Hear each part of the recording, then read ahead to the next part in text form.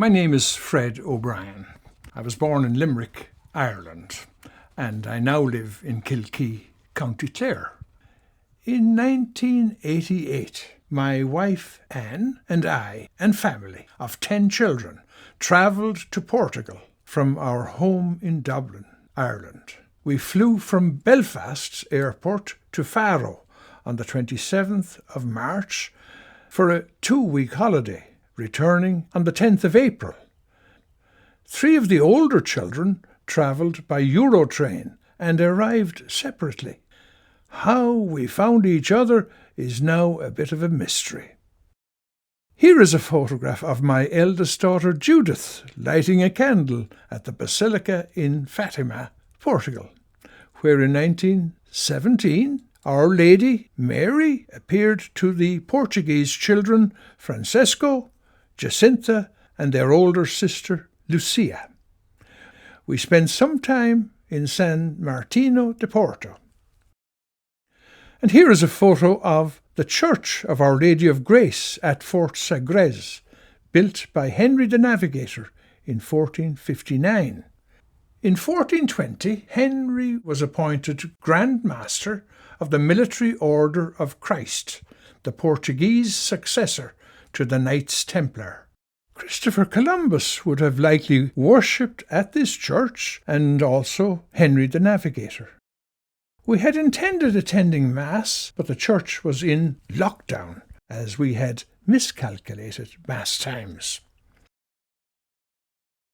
Almost 1,000 years before Henry the Navigator, Brendan the Navigator from Ireland travelled to North America by a boat constructed in the traditional Irish method, and which Columbus himself was quite familiar with his journey. And Columbus relied on the account given in the life of St. Brendan in his Navigatio, in his trip.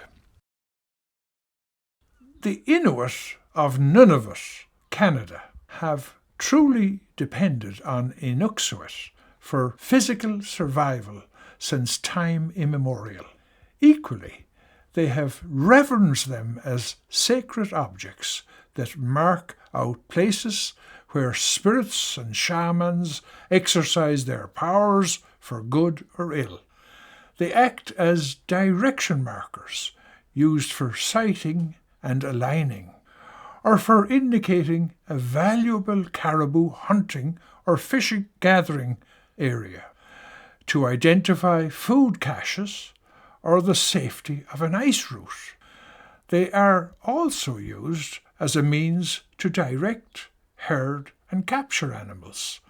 The construction and shapes of Inuksukit and their arrangements are many and varied, and follow patterns that convey varieties of meaning and utility in physical and spiritual realms.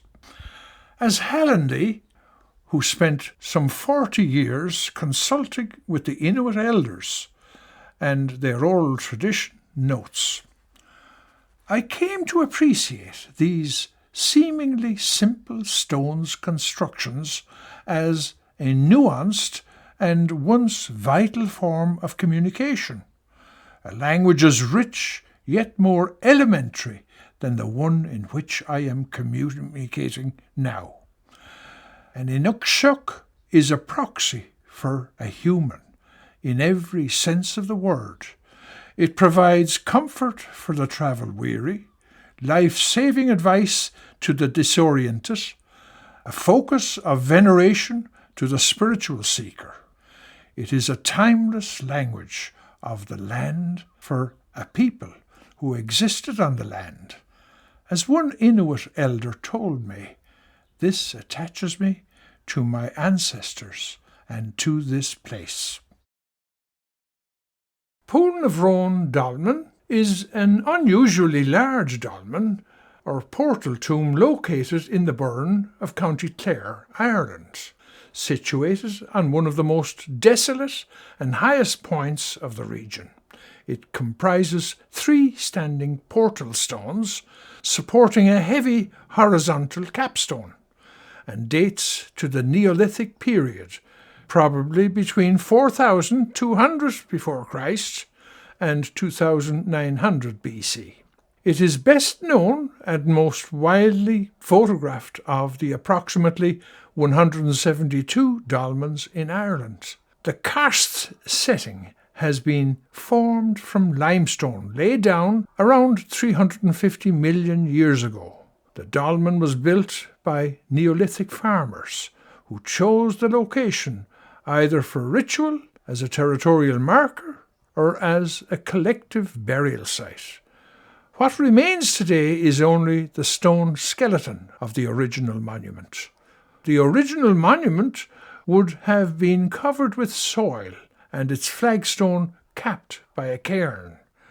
When the site was excavated in 1986 and again in 1988, around 33 human remains, including those of adults, children, and the remains of a much larger Bronze Age infant, were found buried underneath it, along with various stone and bone objects that would have been placed with them at the time of interment. Both the human remains and the burial objects date between 3800 BC and 3200 BC. In 2015, I gave a paper at the International Federation of Environmental Health's first World Academic Congress on Environmental Health, hosted by the College of Health Technology of Coimbra, Portugal. I advised the meeting that more than 60 million people worldwide are now forcibly displaced as a result of conflict and persecution. Several million people remain displaced because of natural disasters. At the United Nations World Summit, New York of 2005, unanimous approval by 170 nations attending adopted the following resolution: that the international community has a duty to step in on behalf of civilians at risk of crimes against humanity whenever a government is either directly responsible for these crimes or incapable of stopping them. And as the United Nations Secretary-General Ban Ki-moon has said, refugees have been deprived of their homes, but they must not be deprived of their futures. God's purpose in creation was that humanity should seek God's image and should mould itself after that image. But after mankind had neglected the wisdom of God, which is to be found in his handiwork, God took on the form of a man so as to give us human beings an example within our own nature of the divine attributes which we must make into our own so that we may be transformed and united with God. We are one family, from Adam to the last person born in this world, our common home. I am convinced that the environment is gifted with its own integrity and dynamic balance, and each and every person and the communities of people bear a responsibility for the care of the environment and of each other. Environmental health sustainability can never be established, never guaranteed, except by the diligent observance of the divinely established pattern of the created order. As our great elder Job recommends, we should ask the animals, birds, plants, and the fish of the sea, and they will teach us. Which of these does not know that the hand of God has done this? In Creator's hand is the life of every living thing and the breath of every human being.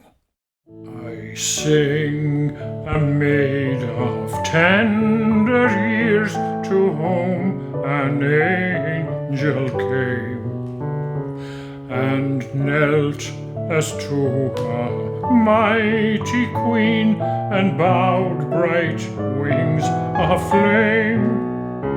A nation's hope in her reply this maid of matchless grace.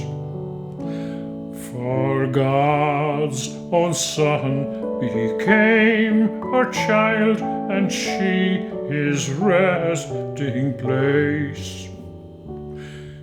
She watched him grow to manhood strength to meet his destiny.